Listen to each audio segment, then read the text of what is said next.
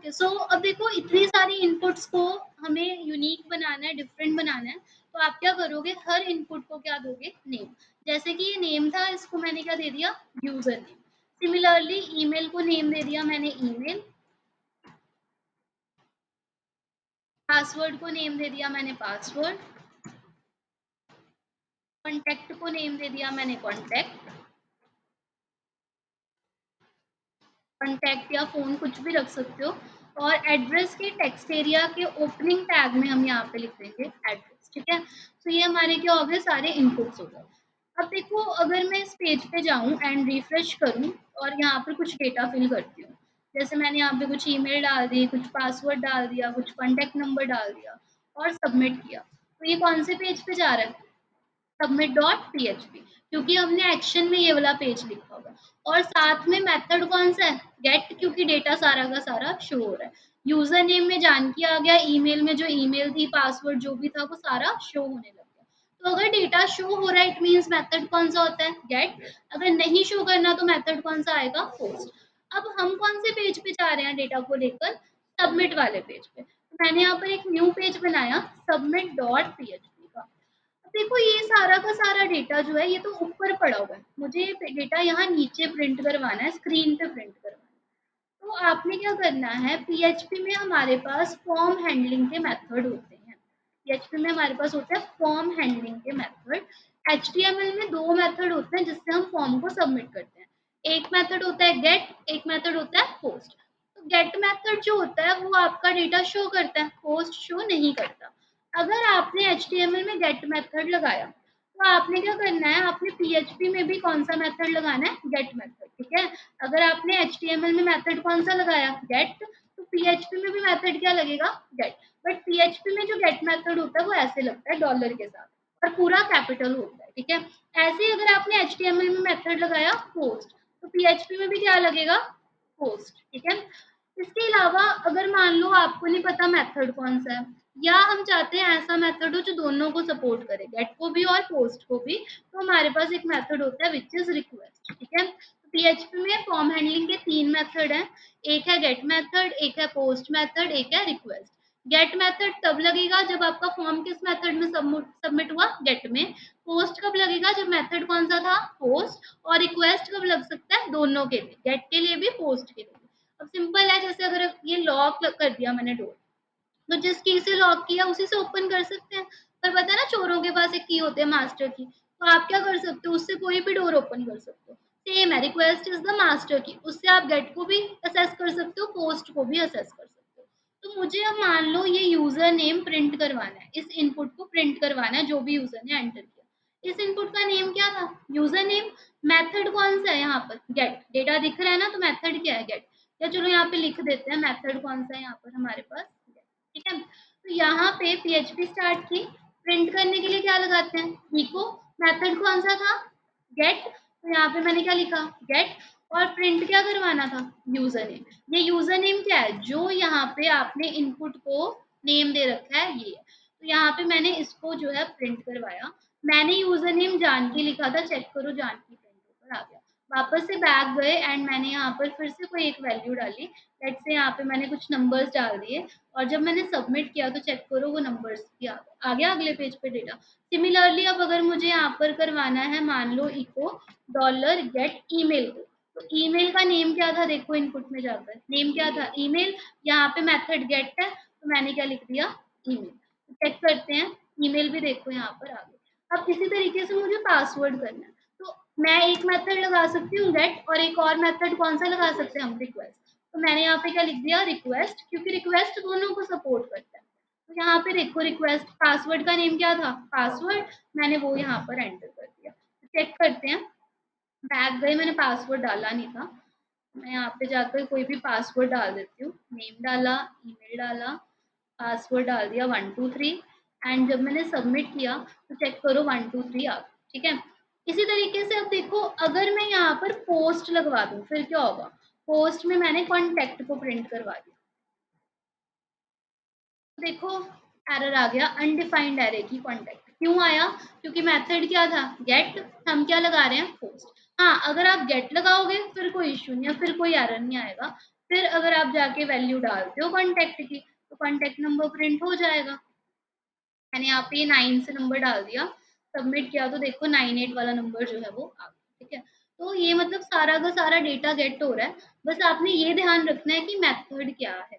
अगर method gate है तो गेट लगेगा, अगर पोस्ट है तो पोस्ट लगेगा, अगर आपको गेट पोस्ट के चक्कर में नहीं पड़ना तो रिक्वेस्ट लगा। क्लियर है? लग गई बात समझ?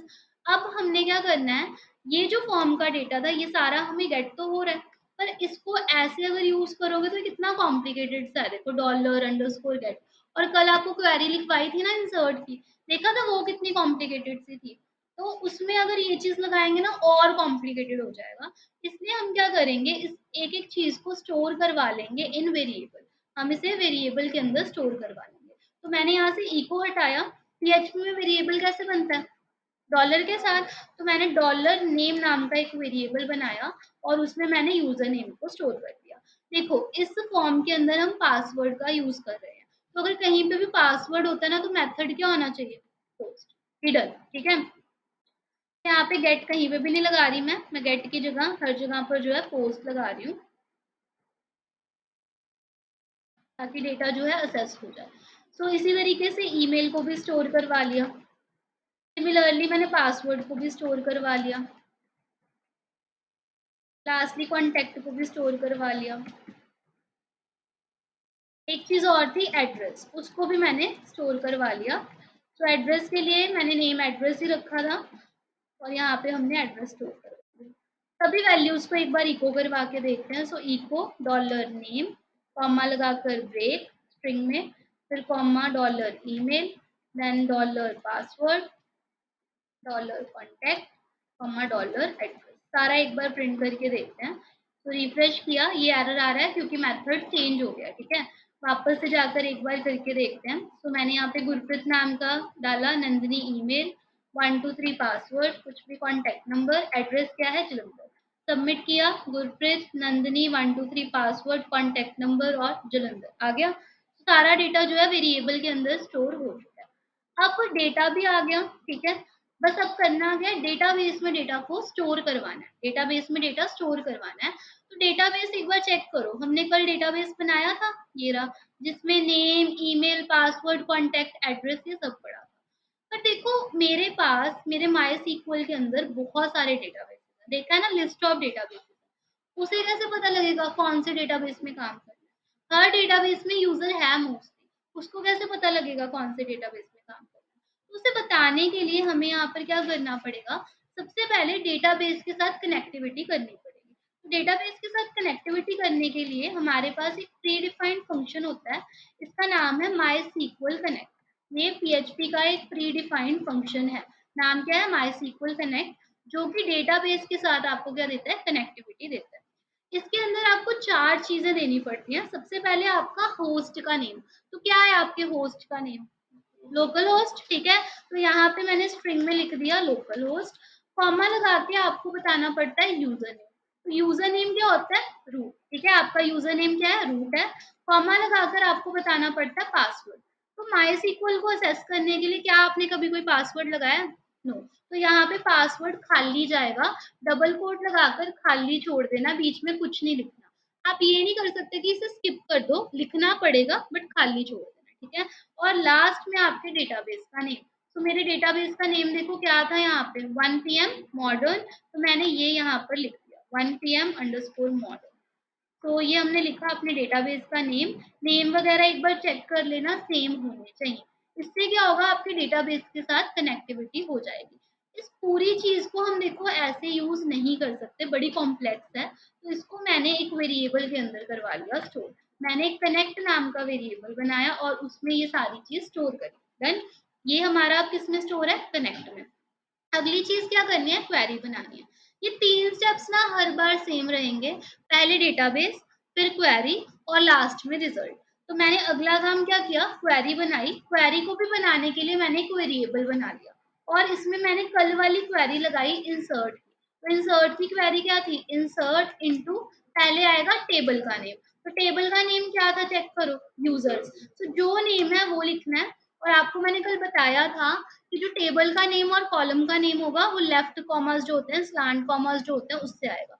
मैंने यहाँ पे यूजर्स लिखा और राउंड ब्रेसेस के अंदर कॉलम बताए। अब देखो आईडी और स्टेटस एंड क्रिएटेड एट खुद से फिल होगा, वो हमने नहीं बताना। तो मैंने यहाँ पे पहला कॉलम लिखा नेम, चेक कर लो, नेम है, ईमेल है, पासवर्ड, कॉन्टेक्ट एड्रेस। जो अभी लिख रही हूँ ये क्या है, टेबल के अंदर जो कॉलम है उनका नाम है, कंफ्यूज मत होना कि पहले इनपुट था अब कॉलम है। याद रखना इनपुट का काम यहीं तक था, पोस्ट रिक्वेस्ट, अब इनपुट खत्म, अब क्या चल रहा है, कॉलम। ठीक है, so name comma email comma password comma contact comma address. क्या हम यहाँ पे सीक्वेंस चेंज कर सकते हैं? कर सकते हो कि मतलब पहले यहाँ पे नेम है फिर ईमेल है, क्या हम पहले ऐसे लिख सकते हैं, ईमेल नेम, कर सकते हो, कोई दिक्कत नहीं है। तो मैंने लिख दिया यहाँ पर। फिर मैंने लिखा वैल्यूज, और वैल्यू जो यूजर वैल्यू एंटर कर रहा है वो कहाँ स्टोर हो रही है आकर, कहीं करी स्टोर हमने, सोच लो कहाँ स्टोर की। जैसे अगर यूजर ने यूजर नेम एंटर किया, यहाँ पे कहाँ स्टोर हुआ, वेरिएबल में स्टोर कर रहे हैं। तो मैंने यहाँ पर क्या किया, वेरिएबल्स के नेम देने शुरू किए। जितने भी वेरिएबल हैं वो सिंगल कोट्स के अंदर आएंगे, तो मैंने एक एक वेरिएबल देना शुरू कर दिया। अब यहाँ पे सीक्वेंस सेम होना चाहिए एज जो आपने कॉलम लिखा था। मतलब अगर मैंने पहला कॉलम नेम लिखा है तो दूसरा कॉलम भी क्या, यहाँ पे क्या आएगा, नेम। ईमेल नहीं लिख सकते, नहीं तो नेम में क्या स्टोर हो जाएगा, ईमेल। तो ये गलती मत करना। पासवर्ड दिया, उसके बाद कॉन्टैक्ट आ गया, देन हमारे पास आ गया हमारा एड्रेस। तो एक बार जो है इसे इको करवा के देखते हैं। मैंने क्वेरी से पहले लिख दिया इको और सेव करके अपने पेज पे जाके इसे रन किया, कंटिन्यू किया, तो देखो क्वेरी आ गई, insert into users name email password contact address. Values क्या क्या जा रही हैं, Gurpreet Nandini @gmail.com, password is 123, contact number और एड्रेस। अब मैं क्या चाहती हूँ, मैं इस पूरी चीज को कॉपी करके जो है स्टोर करना चाहती हूँ। तो मुझे इसको पूरे को स्टोर करना है। मैंने यहाँ पे से कॉपी किया एंड कॉपी करके मैंने यहाँ पर एक बार सीक्वल में इसको चला कर देखा। तो मैंने यहाँ पे सीक्वल में जाके इसे चलाया और गो कर दिया। कल हमने चला के देखी थी ना क्वेरी, देखो यहाँ पे मैसेज आ गया, 1 रो इंसर्टेड। ब्राउज में जाकर चेक करो क्या गुरप्रीत वाली आईडी आ गई, देखो। ठीक है, यानी कि क्वेरी हमारी बिल्कुल ठीक है, कोई गलती नहीं है। तो हम यहाँ पे अब ये थोड़ा करेंगे कि यहाँ पे यूजर आए खुद से जाके डेटाबेस में चलाए, तो हमने यहाँ पे खुद से करनी है ये चीज। इको को हटाया, कैसे करना है, देखो ये क्वेरी है, क्वेरी में क्या पड़ा है, टेबल, और कनेक्ट में क्या पड़ा हुआ है, डेटाबेस। इन दोनों को हमें आपस में कनेक्ट करना है। इसके लिए मैंने क्या किया, एक वेरिएबल बनाया रिजल्ट नाम का, हमने इसे यूज करना है। और एक प्री डिफाइंड फंक्शन होता है माई सीक्वल क्वेरी नाम का। माई सीक्वल क्वेरी क्या बोलता है, वो कहता है आप मुझे डेटाबेस का नेम दो, वो किस में पड़ा है, डॉलर कनेक्ट में, वो लिख दिया। और वो कहता है कि आप मुझे अपनी क्वेरी बताओ, क्वेरी कहाँ पे पड़ी है, डॉलर क्वेरी में।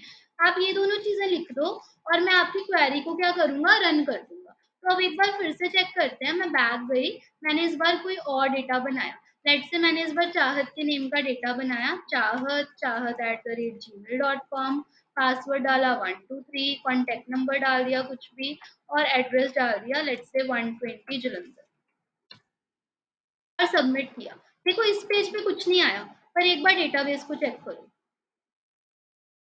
आ गई डेटाबेस वाली एंट्री। पर अब हम ये भी तो चाहते हैं ना कि यहाँ पे भी तो कुछ शो हुआ या नहीं हुआ, क्या हो रहा है। तो यहाँ पे हम क्या करेंगे, जो ये मैंने रिजल्ट स्टोर करवाया हम इसका यूज करेंगे।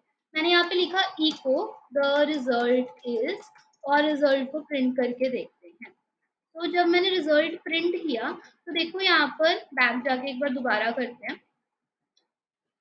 मैंने यहाँ पे कोई भी नेम डाला, जैसे जानकी 123, जानकी वाली ID 123, password contact number, submit किया। तो देखो द रिजल्ट इज क्या आ रहा है, 1। अगर आपकी क्वेरी चलेगी तो रिजल्ट होगा 1, अगर क्वेरी नहीं चली तो रिजल्ट होगा 0 या कुछ भी नहीं आएगा। तो हम बस इसी चीज को यूज करेंगे। मैंने condition the if dollar result is more than 0, query चली तो रिजल्ट क्या आ रहा है, 1। 1 इज मोर देन 0, ये बात सही है कि गलत है, सही है, ट्रू है। तो इफ तब वर्क करता है अगर वो चीज ट्रू होती है। तो अगर ट्रू है तो हमने कहा इको कर दो रजिस्टर्ड सक्सेसफुली। और अगर नहीं हुआ ड्यू टू सम रीजन तो else echo error while registering.